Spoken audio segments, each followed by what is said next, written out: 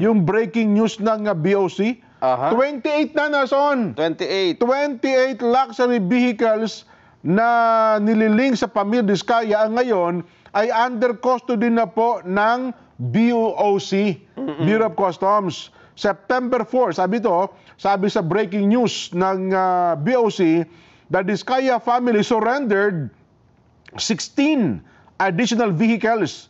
Bukod doon sa naunang 12 pala, Nelson, isinuko na rin nila ang 16 na iba pa. So kabuuan, 28 na pong mga bihikulo ang nasecure ngayon ng BOC at ito daw po ay court order search doon sa St. Gerald Construction General Contractor and Development Corporation diyan po sa Pasig.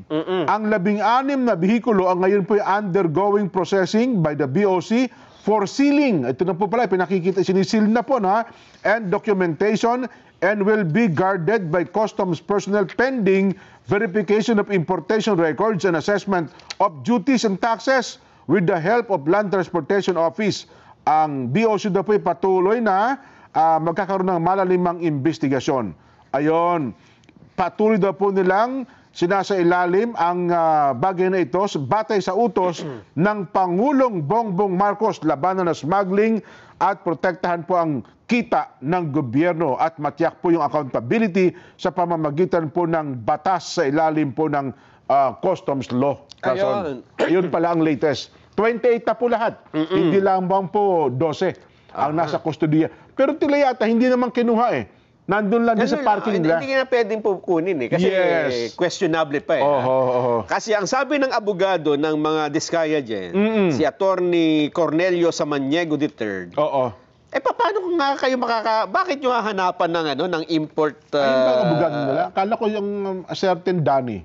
Iba-iba. Ayun po nga kasi kumpanya yan, di ba? Oo nga pala. Ito, abogado niya ito dun sa issue. Okay. Ang sabi niya, wala nga kayo makukuhang dokumento niya ng importation.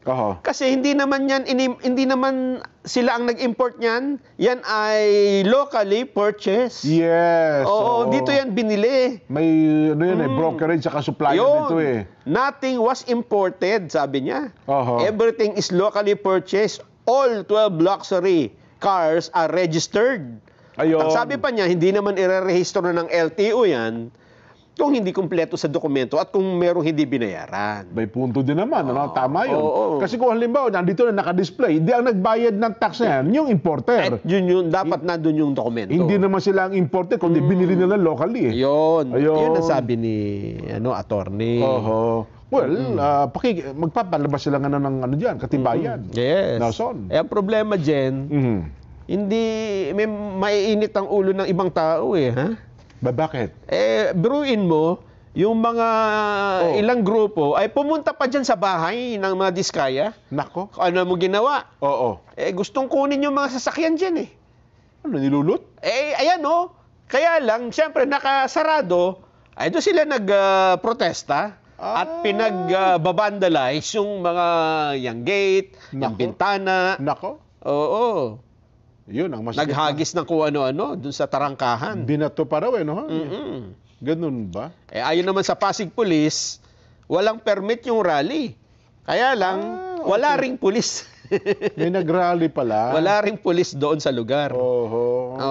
Kaya pala binandalize yung Ayan, sabi nung iba, hindi naman tama yan. Kahit sabihin natin na una, hindi pa naman napapatunayan, di ba? O sabihin na nating napatunayan, hindi naman kasama yan sa gawain ng isang sibilisadong mamamayan. Kasi baka kayong mga gumawa yan, hinuli kayo. Pwede sila, may abogado sila, kompleto sila. Yun nga yung banta ng abogado dyan. Kakasuhan niya yung mga nag-vandalize dyan. Pagka kayo kinasuhan, baka naman mamaya, nabayaran lang kayo. Baka sakali lang, napumunta kayo dyan, di ba? Inaaya lang kayo na kakilala nyo, naharap patuloy kayo sa kaso. Wag nyo gagawin yan.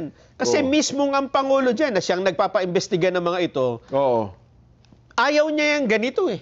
Totoo. Ayaw niya, pakinggan natin, si Attorney Yusek Claire Castro. May reaction sa pangyayaring yan eh. Standby lang daw. Nagkakape pala si Yusek. Mamaya-maya. So, ang pahayag ng Malacanang, hindi rin tama yung ginawang ito. Ay, hindi po nanaisin ng Pangulo, Ayun. sabi ni Yusek Castro, ang ganitong mangyayari. Ha? Sabi nga po ng Pangulo, sinusunod natin ang due process sa kapwa natin Pilipino. Ang pag-iimbestigang ginagawa ng Pangulo, ang pag-uutos na imbestigahan lahat, ay para din sa taong bayan. Pero, hindi ho natin nanaisin na magkaroon ng kaguluhan dahil lamang sa mga may maling information. Dahil ito daw po ay ginamit para mas paalabin ang galit ng mga Pilipino. Totoo. Ay, hindi daw po tama yan. Ha? Ayun na. Pakinggan natin mismo. Yusek, Auntie Claire. Hindi po nanaisin ng Pangulo na ganito ang mangyari. Sabi nga po ng Pangulo, sinusunod po natin ang due process. Sa mga kapwa natin Pilipino, ang pag-iimbestigang ginagawa po ng Pangulo, ang pag-uutos na imbestigahan lahat, ay para din po sa taong bayan. Pero hindi po ninanais na magkaroon ng kaguluhan dahil lamang sa may mga maling information. Dahil ito daw ay ginagamit para mas paalabin ang galit ng mga Pilipino. Hindi po yun ang nais ng Pangulo. Nais ng Pangulo ay maliwanagan lahat tayo kung ano nangyayari sa mga flood control projects at maibigay ang nararapat sa taong bayan. Ayun ang malinaw. Tama po kayo, pahupain niyo po ang nag-aalab na damdamin ng ating bayan. Ano ha? Kasi alam mo, Nelson, sabi ko nga, ito mga tao ito, gumawa ng ganyan. Paano kung kayo nahulit, kinasuhan? Yun pa. Di ba kayo ni pampiyansa, wala po kayo. Ibang ano kasi yan, usapin di ba? Oo. Yung pamilya Diskaya, may abogado, may lahat. Ang dami ng sasakyan, daming pera. Kayo, ano mangyayari sa buhay ninyo pagka kayo po nakulong dyan? Tama. Di ba? Well, sa kabilang banda, alam mo, Nelson, mabait pa rin ang mga Pilipino. Nakita mo yung nangyari sa Indonesia. Ano ba nangyari sa Indonesia? Di ba yung sa Indonesia, nanunog pa nung building na... Masyadong marahas. Oo. Sa kanila, yun kung tayo dito sa Pilipinas, simple-simple lang din ang dahilan doon. Parang yung usapin ata, yung parang sweldo ata ng mga ano yun nung mga manggagawa nila, parang may hinihiling sila. Ganun lang, sa Pilipinas, tayo po sanay lang tayo maghigpit ng sinturon Kapag may hinihingi tayo, hindi tayo napagbigyan. Tagal lang walang ano. Oo, sa kanila, nakita mo ganun katindi po ang mga katabing bansa natin, Indonesia, sa Hong Kong, ganyan din. Kapag hindi napagbigyan ng kanilang mamamayan sa ibang mga bansa na katabi natin, tayo hong Pilipino, reklamador lang tayo minsan talaga, pero hindi naman tayo umaabot sa ganung mga sitwasyon na tayo nanggugulo at naninira ng ari-arian. Hindi nga. Di ba? Huwag sana tayo humantong sa ganyan. Wag. Baka kasi, yan o. Nakita mo Indonesia yan. Sa Indonesia ba ito? Oo, Indonesia. Yan ang nangyari nung nakalipas na mga araw. Kaya nga, nagkaroon pa ng babala yung ating embahada dyan Okay. Na huwag kayong makikisa. Kita mo, gusali ng pamahalaan nila yan, ganyan ang dami ng tao nagprotesta sa kanila, Nelson. At kung uugatin mo, ang problema, sabi ko kasi, parang simple-simple. Kumbaga sa mga Pilipino, putong-puto yung issue nila. Putong-puto. Pero ganyan po ang naging sitwasyon sa kanila, Nelson. At tayo naman, sana, ay wag ho namang mangyari sa atin yan. Eto pala, Jenna, kasi tinignan ko, bakit nga ba nagkagulo sa Indonesia? Yan. Ang isa palang dahilan, yung mga mamabatas doon, nagbigay ng monthly housing allowance sa kanilang mga sarili. Kita mo? $3,000.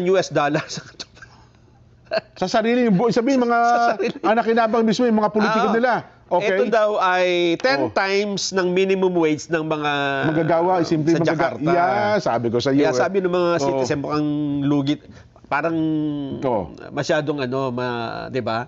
Masyadong bumaba ang kalagayan ng mga mamamayan nila. Tapos ito ay sa kabila ng paghihirap nung Indonesia. Nakita mo na. Mataas ang bilihin. Maraming tinatanggal sa trabaho. Yan At mataas din ang tax. Kita mo na. Kung ang ikukumpara mo yung buhay ng Indonesia at buhay ng Pilipinas, malayo ang taas ng pamumuhay nila sa Indonesia kumpara sa atin. Sa ngayon po, bagamat tayo dati napag-iiwan na natin, pero ngayon nalagpasan na po tayo ng Indonesia. Ganyan po ang sitwasyon sa kanila. Kaya naman pala nag-alab ang damdamin ng iba. Kasi sa protesta, may namatay na isang driver yung taxi driver. Yun nga, yung pangkaraniwang mamamayan. Nagalit yung marami. At sa sobrang galit nila, no? Nanunog pa ng gusali ng gobyerno yan. No? Kasi paisipin, mga babayan, no? Sarili nilang 3,000 allowance. Ganun sa kanila. Binigyan. Siguro dito ay malayo pa tayo rito, pero kung titingnan mo yung billion-billion dyan, na napupunta sa... Yun ang isang masakit na katotohanan. Hindi po... Sa kanila nga, kung tubas magkano, $3,000. Kada 50,000. Monthly yan. Sa monthly, sa 50... Sabi mo lang, para madaling kwentahan, 50,000 lang. Kada 1,000, hindi 150,000 lang yun. Dito, per month, ha? Per month. Ma-housing allowance. Dito, isang buwan lang ng congressman, di ba? Salary grade, lang yan eh. Wala pa yung mga perks nila dyan. Wala pa yung hawak ng komite. Wala pa yung tapos may babalitaan pa tayo ng ganyan. Di ba? Mabait-bait pa nga ang Pilipino, Nelson. Sa atin, billion-billion. Billion-billion ang siguro kung sa kanilang bansa yan. Nagwala na. Nako, nagrarayot na siguro sila dyan. Ayun diba? Nga. Yan po sa mga katabing bansa natin, Nelson, ganyan din ang sitwasyon nila. Ang kanilang mamamayan, kapag naramdaman nilang sila ay masyadong naapi, nag-aalsa talaga sila. Kaya bago pa dumating sa ganyan, ay tayo na mismo ang pumigil. Kaya ako sa tingin ko tama yung statement ni Secretary Claire Castro na sinahing papawidin. Yun ang gusto sabihin ng Pangulong Bongbong Marcos. Wag na natin hintayin, di ba? Opo. Na mag-escalate kagaya ng nangyari sa Indonesia. Yan. Tama po kayo. At dapat talaga dyan, hinihintay nila, may managot. May mapanagot ang ating pamahalaan sa mga ginagawang investigasyon. Ang maganda dito ay laging may action ng gobyerno. Ito kasi pagka ang taong bayan nakikita nila, halos wala namang ginagawa, di ba? Ayun. Nabuyang-iyang yung mga anomalya, wala namang ginagawa ang pamahalaan. Doon naiinis ang tao, di ba? Kagaya nito, Jen, ito, latest ito Yung Wawaw Builders, di ba? Yan yung si Boy, di ba? Yung mahihain, yung... Wawaw Builders, tapos may mga ghost project sa Bulacan, di ba? Eto na po. Kasi kalalagay lang ng bagong DPWH Secretary, ngayon lang siya naka-aksyon. Permanent na po na blacklist sa DPWH ang Wawaw Builders. So lifetime na? Lifetime na. Inanunsyo ito sa inspection sa isang ghost project na flood control dyan sa Plaridel, Bulacan. Ayan, tinignan niya Sabi niya, hindi pa natutuyo yung semento dyan. Sabi ko sa'yo, nagkukumahog yung mga manggagawa ngayon. Kasi siyempre, titignan, di ba? Yung mga ghost project. Nagmadali silang lagyan ng kahit papano. Yan lang yung nakita, isang nung hinawak-hawakan, teka, basa pa ito, sabi siguro. Natanggal nga nung kinutkot. Natanggal yung semento Kasi nga sabi ko sa'yo, last week pa, nagmamadali ngayon mga construction worker. Pero alam mo ba, dun sa reporting ng project na yan, ang nakalagay, 100% complete June 2024 pa. Mantakin mo yan. Nabayaran. Bigla nga nang naghabol. Naghabol nga yan, Son. Tapos hindi lang dyan, sa iba pa mga lugar, ganyan din lahat. Marami naghabol ngayon ng proyekto. At ang balita natin, ang mismong gumagawa, kung kayo na yung pangalan. Yung sabihin, Wawaw, di ba? Totoo, hindi naman Wawaw talaga mo ngayon. Yung pangalan lang ang ginamit dahil nga sa nagkabistuhan na ganyan. Siya yung malalagay sa alangan. Umaksyon ngayon, yung may-ari mismo, yung main camp. Yes. Kasi siguro wala na dyan yung talagang namang trate, Yung subco na gumawa niyan. Kasi hindi naman matetrace, wala siyang, Wala. Mga construction workers, siyempre. Hindi, wala na rin yan. At saka siyempre, ang gusto naman ng construction worker, lingguhan, binabayaran nyo naman ako. At saka hindi yan regular sa kontratista. Kasi per lang naman yan, per project lang Di ba? Ito, pakinggan natin. Secretary Vince Dizon. Sige nga. Diyan sa mismong nangyari dyan sa Plaridel, Bulacan. Finally, I will also order the perpetual lifetime blacklisting of Wawaw Builders from DPWH and all their possible affiliates. Kung alam naman natin, minsan may mga kung sino man ang may-ari ng Wawaw, meron din siyang mga ibang lahat yun. Hindi lang kung mahanap namin yung mga yung mga kumpanya na sila din ang may-ari, kung sino ang may-ari ng Wawaw, pati yon papaban natin. Papaban ko na rin, i-announce ko na rin, papaban din natin, kasabay ng Wawaw, yung SYMS. Ayun. Ba't naka-blurred yung makakambal ng isa? Di ba mga ano ba yun? Tauhan niya? Yung naka-blurred na katabi. Baka nag-request na. Kamukha nung isa, oh. Di ba magkapatid yan? Yung isa. Oo, yung magkaliwat kanan ni Secretary Vince. Hindi ko kilala. Yung mga nasa likod pa. O anino ng... Kaya naka-blurred kasi anino niya yun. Ano ibig sabihin nun? Magkamukha di ba? So hindi lang na-blurred yung isa, parang siya din yung nasa kanan eh. Oo nga, no? Oh. Di ba? Nag-isip tuloy ako. Kung sino. Oh. Anyway, so yun. Ang problema, paano kung nag-iba ng pangalan? Halimbawa, Wawaw, ginawa niya ngayon. Wawawin. Wawaw, di ba? O kaya naman Kawawa. Kawawa naman. Tapos iniba halimbawa ang mga board o kaya naman ang mga may-ari. Pero dami ang wala kang magagawa. Siguro paimbestigahan siguro yan. Alam mo dyan, wala namang problema sa kontraktor, kontratista, kung magtatrabaho talaga, di ba? Totoo. Kasi talaga naman kailangan ng gobyerno yan. Hindi naman pwedeng puro DPWH ang gagawa, walang kukulangin yan, di ba? Hindi, tsaka wala naman trabahador ng DPWH. Meron sila, mga nag-official, supervisor lang yung mga yan. Yun nga, di ba? Bagamat, ang nangyayari ngayon, Nelson, sila rin. Sila din ang may-ari ng construction company. Kasi lalo na doon sa mga lugar na wala na may gusto. Yan. Tapos babaratin mo ng todo, di ba? Yung sa Bulacan, ang sinabi, di ba? Yung Bryce daw, yung gumagawa pala. Sarili din na ng kumpanya. Di ba? Ito, pagka nalinis ito, Jen, magbubukas ito ng bagong industriya. Doon sa mga legit na kontraktor, di ba? Marami yan eh. Hindi, ako sa tingin ko, alam mo, mga kontraktor. Kaya lang problema, baka wala nang may gusto na pumasok. Aywan ko lang ako sa tingin ko, meron at meron. Siguro ngayon ang mangyayari dyan, hindi na kasi dati parang walang gustong makipagsapalaran kasi napakalaki nga ng hinihingi. Halos wala na natitira sa project. Ngayon, kung ikaw ay matinong kontraktor, Nelson, mas matutuwa ka sa mangyayari ngayon. Kasi wala na magpapatubo ng malaki ngayon. Ayun. Di ba? Talagang malinis na kita. Kasi ako naman, kung ako may-ari ng kumpanya, halimbawa, imposible naman hindi ako kumita, Nelson eh. Negosyo ko yan eh. Kaya nga. Di ba? Maintindihan ng tao, no, halimbawa, ang isang construction company ay kumita sapagkat yun ang kanyang negosyo. Ang masama doon, kumita na yung construction company, pakikitain mo rin yung opisyal ng gobyerno, district engineer, etc., etc., yun ang masakit eh. Na mas malaki ang napupunta sa kanila kasi sa napupunta doon sa pagawaing bayan. Maganda lang sana kung maayos yung pagkakagawa. Diba? Yun na nga. Hindi mo magagawa ng sabihin mo ayos galante ka, di ba? Ayun, konti lang kinuha mong kita, tapos binigay mo doon sa iba. Pero pagka chinek yung project, okay ito. Paano ginawa mo? Ayoko kasi kumita eh. Ang dami ko ng pera. Nagpalugi ako. Pero imposible yan eh. Yan nga yung problema. Yan ang problema. Kasi wala namang ganung sa isang daang negosyante. No? Sa 100%. Halimbawa, contractor ka. Sabi mo na 10%. Pero mababa eh. Mababa. At least kung ang contractor siguro parang maganda-ganda kita. At least 20%. Di ba? Doon sa may-ari na yon.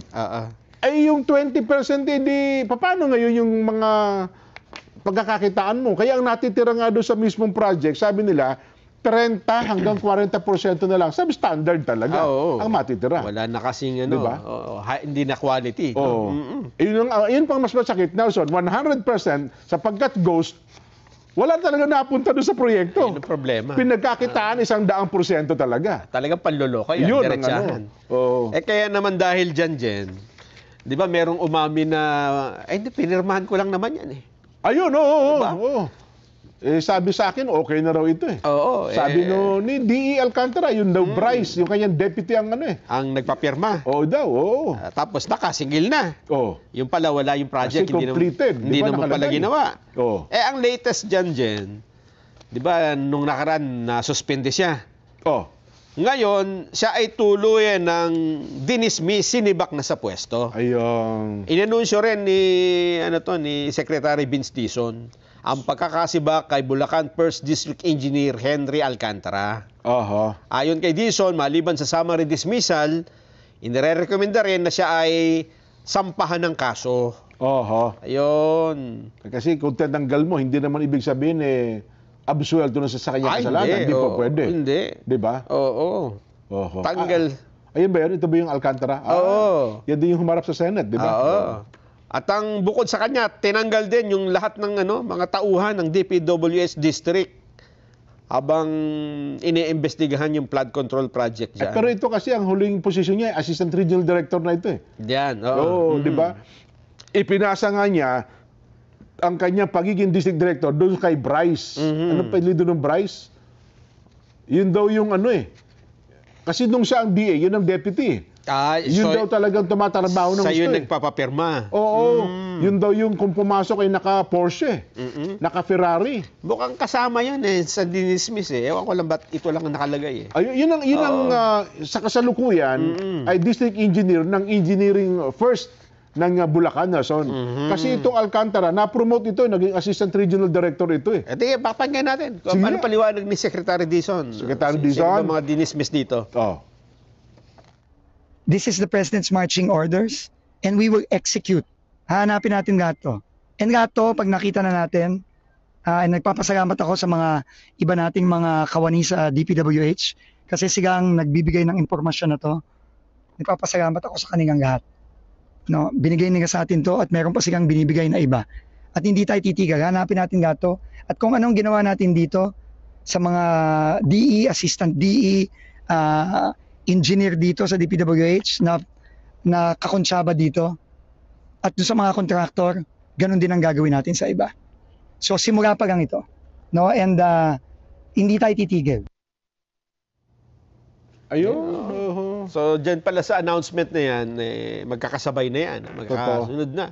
Pero yung Bryce daw hindi matagpuan ngayon Ngayon? Hindi daw, kasi hindi siya humarap doon sa Oo, sa wala. Oo. Yung dalawang pagdinig. Sa Congress kahapon sa Kamara, hindi rin siya humarap At ngayon daw ata, parang wala nakakaalam kung saan naroon itong Bryce.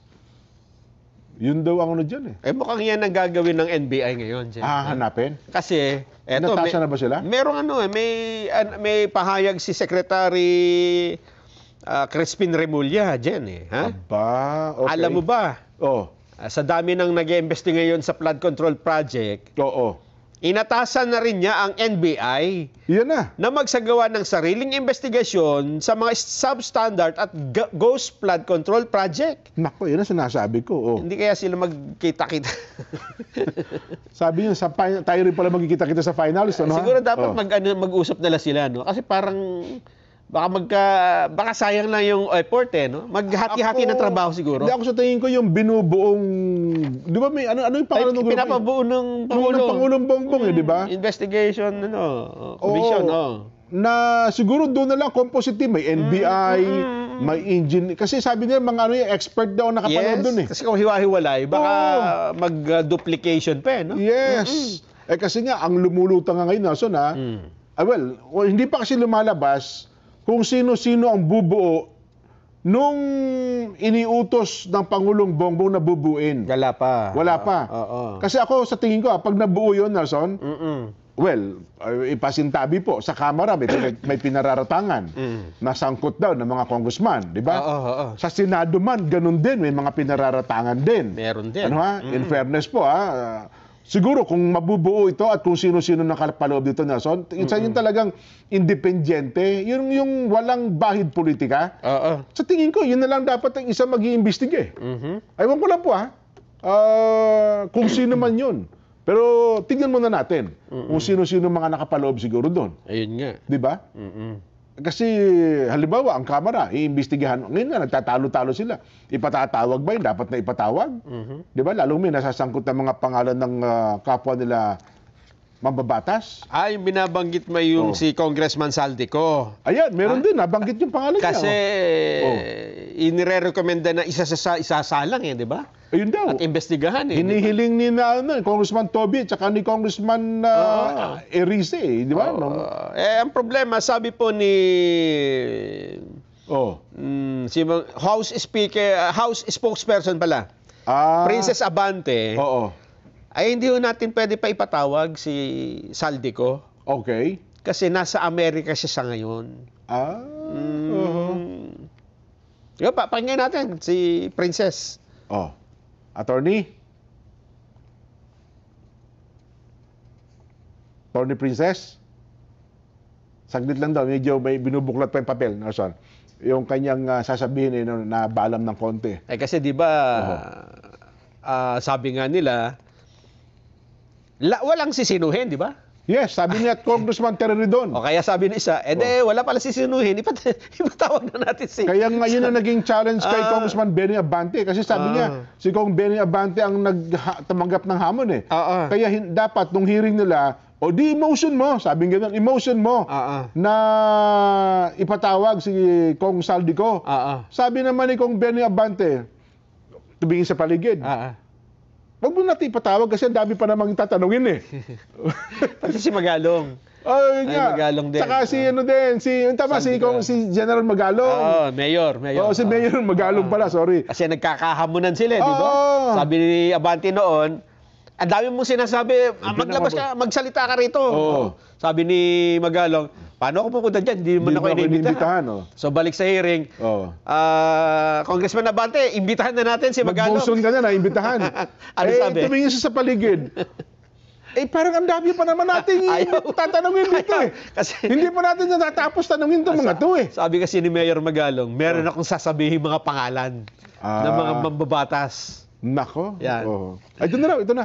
Okay na si Attorney Abante. Attorney Princess?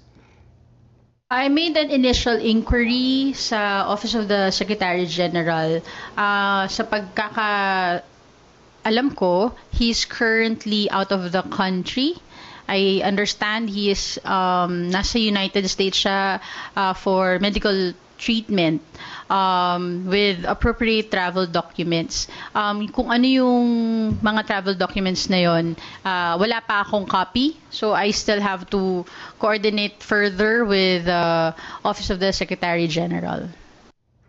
Ayun, so kumpirmado.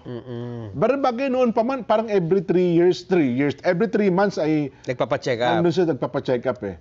Meron ata siyang problema sa puso. Nelson. Ayun. Si Kong Saldi. Well, yun po ang ano ngayon. Ang usapin. Ano ha? At sa kabilang banda naman, Nelson, sa Senado, meron din ganun. Nasa ibang bansa. Hindi. Kinakaladkad ka din ang pangalan nila. Galit na galit nga no isang araw si Congressman Joel eh. Si Senador Joel eh. Villanueva. Kasi may mga lumalabas daw ngayon na para bagang dinidikit siya, ang pangalan niya, dyan din sa controversial na flood control. Oo. So ibig ko sabihin, kung may parata na ganyan, kasi nga, kung ang pag-uusapan ay Bulacan at tagariyan naman si Senador Joel, sabi nila, para atang napaka-imposible na wala siyang kaalam-alam. Well, yun naman ang kanya. Tanggapin natin ang kanyang pagpapaliwanag. Pero again, Nelson, ibig ko sabihin, kung may napaparatangang senador, may napaparatangang miyembro ng Kamara, tapos sila ngayon ang mag-iimbestiga. Di ba? Tignan natin, sino-sino ba nakapaloob doon sa bubuing investigating body ba yan ng gobyerno natin? Sa pamagitan ng executive order. Ayun. At ang sabi ng Pangulo, gusto niya ay itong investigating body na ito ay may subpoena power. Ayun, expert ito. Para makapagpatawag. So meron ka sigurong NBI dyan, may fiscal yan, may judge yan, mga retired na engineer siguro, mga expert talaga siguro, no? Meron kang geologist. Maglagay din po kayo ng broadcaster. Bakit may broadcaster? Diba, spokesperson. Di ba? Kailangan nila. Pwede. Di ba? Tama. Natapos na po. At saka ang pag nag-uusapan, alam nyo, ako nangangamba kasi sa Nelson, yung mga tama po yung laging online hearing, Pero ang daming nagmamaniobra kasi ngayon sa online hearing. Paano maniobra? Napasin mo yung mga reactions. Ang iba dyan, educational. Pero tingnan mo rin basahin mo yung mga meron talagang mga taong ina-agitate ang mga tao, ginagalit. Di ba? Sa bagay. Yan ang panganib ng online, Siguro, ang gagawin ng investigating team, kung ano mabinubuo niyan, tawag yan, closed door investigation. Hindi, o kaya i-off nyo yung Yung mikropono? Yung Hindi ba rin? Ay wala, ewan ko lang. Ako, obserbasyon ko lang yan.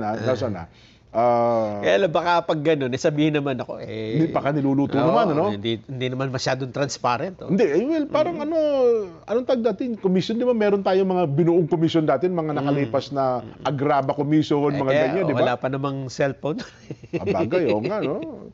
Hindi, kung depende siguro sa yung tao na bumubuo. Ang sabi ko nga, yung taong bumubuo yun siguro ang ang magiging batayan mo, yung kredibilidad ba nila? Yes. Di ba?